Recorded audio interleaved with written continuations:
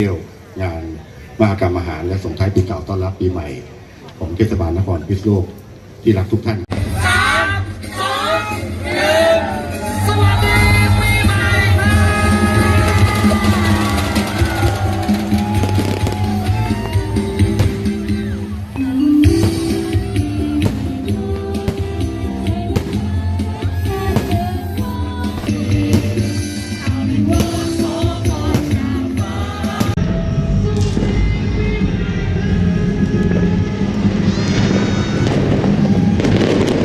แสงเยอะว่ะ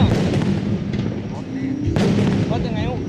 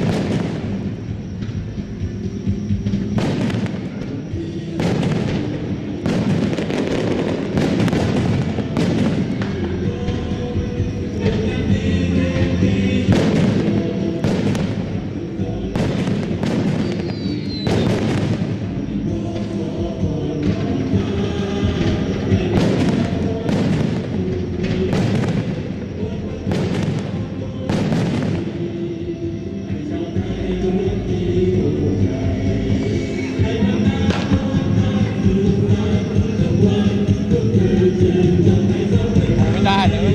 เฮ้ยไม่ได้คืออะไรวะ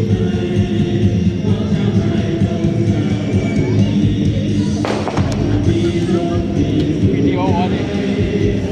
เดียอันนั้นได้ป่ะได้โฟกัสไม่เข้าเลยอ่ะ